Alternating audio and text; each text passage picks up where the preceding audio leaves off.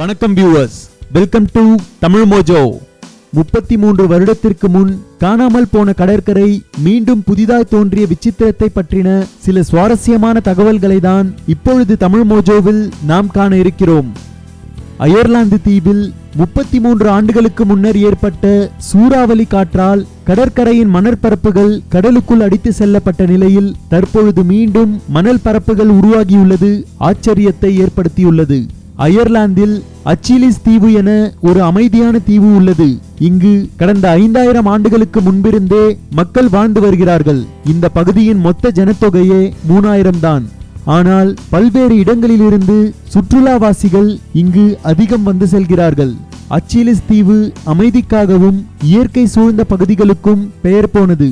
இந்த தீவில் டூஆக் என்னும் ஒரு கிராமம் உள்ளது. இந்த கிராமத்தில் கடந்த 1984 வரை ஒரு அழகான கடற்கரை இருந்தது.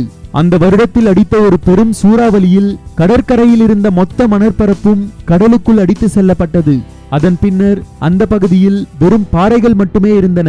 தங்களின் அழகான மணற்பரப்பு கொண்ட கடற்கரை இல்லாமல் போய்விட்டதை நினைத்து அந்த கிராம மக்கள் மனம் வருந்தினார்கள். இந்நிலையில் 33 வருடங்கள் கழித்து 2017இல் திடீரென ஒரு நாள் அந்த கடற்கரையில் மணல் சேர ஆரம்பித்தது. பின்னர் அடுத்த 10 நாட்களில் பல டன்கள் மணல் சேர்ந்திருக்கிறது.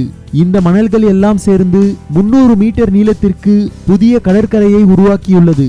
இதனை அடுத்து ஃபவுண்டேஷன் ஃபார் என்விரான்மெண்டல் எஜுகேஷன் என்னும் அமைப்பு கடற்கரையின் பாதுகாப்பு குறித்து ஆராய்ந்து படகு சவாரி போன்ற சேவைகளை சுற்றுலாவாசிகளுக்கு தர அனுமதிக்கும். இது நடந்தால் அங்கு வசிக்கும் கிராம மக்களுக்கு இது பொருளாதார ரீதியாகவும் உதவும் என்பதால் அதை நோக்கி அவர்கள் ஆவலுடன் காத்திருக்கிறார்கள். இதை பற்றின உங்களது கருத்துக்களை கமெண்ட் பண்ணுங்க. இந்த வீடியோ உங்களுக்கு பிடிச்சிருந்தா லைக் பண்ணுங்க, ஷேர் பண்ணுங்க. மேலும் இது போன்று உலகளாவிய பல சுவாரஸ்யமான தகவல்களை தெரிந்து கொள்ள தமிழ் மோஜோ சேனலை சப்ஸ்கிரைப் பண்ணுங்க.